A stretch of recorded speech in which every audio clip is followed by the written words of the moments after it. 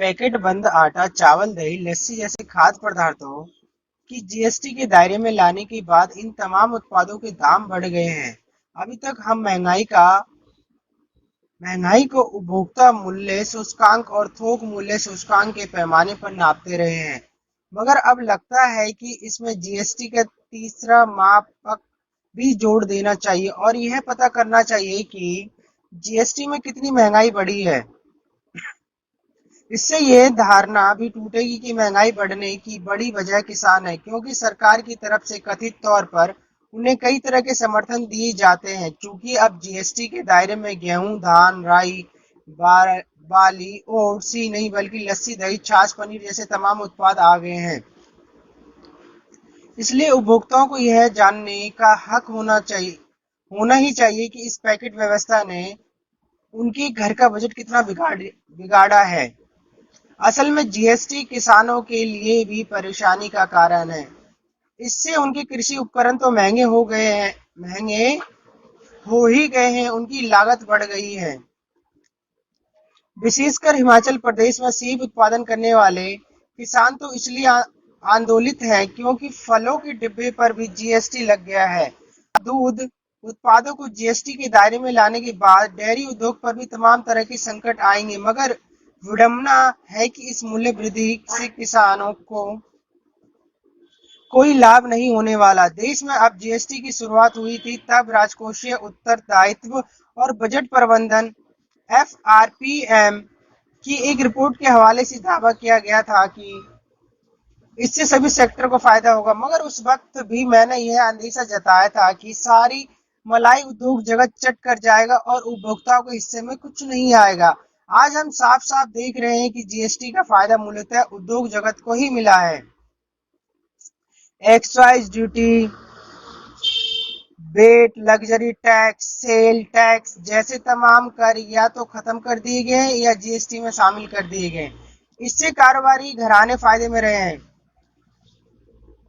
पर तमाम करों का बोझ उपभोक्ताओं के कंधे पर आ गया है। जीएसटी के पक्ष में तर्क दिया जाता है कि यह देश के 160 देशों में लागू है, लेकिन सच यह भी है कि इससे ऑस्ट्रेलिया, यूरोपीय संघ जैसी अर्थव्यवस्था संकट में और ऑस्ट्रेलिया, कनाडा जैसे तमाम देशों में महंगाई बढ़ी है। दावा किया जाता है कि जीएसटी से महंगाई कुछ समय तो बढ़ती है, पर दीर्घावधि में इसका फायदा होता है, मगर यह भी सिर्फ शब्दों की बाजीगरी है, क्योंकि आज अगर जीएसटी के कारण महंगाई में तेज उछाल आती है तो आने वाले दिनों में इसमें स्थिरता भी आएगी, जिसकी वजह से महंगाई का आधार बढ़ जाएगा। जाहिर है उपभोक्ताओं को जीएसटी से राहत मिलने की शब्द बस आश्वासन है, इनका हकीकत से कोई वास्ता नहीं। जीएसटी में हुए नए बदलाव के बाद अब देश का हर नागरिक किसी न किसी रूप में टैक्स चुकाने को मजबूर है। पहले कहा जाता था कि वेतनभोगी तबका ही कर देता है जिससे देश चलता है, मगर आज स्थिति यह है कि कोई मजदूर यानी एक जोड़ी चप्पल भी खरीदता है तो उसे 5% टैक्स चुकाना पड़ता है। इसका अर्थ यह है कि टैक्स की नई व्यवस्था ने सभी के लिए कर चुकाना अनिवार्य बना दिया है।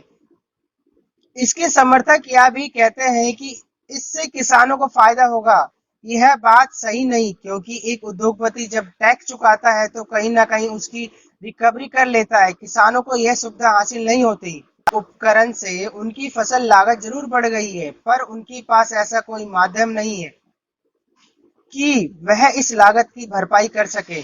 सरकार ने 23 सदस्यों की एक कमेटी बनाई जो किसानों को मदद करने संबंधी उपायों की सिफारिश करेगी। दरअसल किसान आंदोलन के बाद सरकार ने कहा था कि वह ऐसी कमेटी बनाएगी जो यह जानने के प्रयास करेगी कि एमएसपी को किस तरह से प्रभावी बनाया जाए या किसानों की लागत कैसे कम की जाए।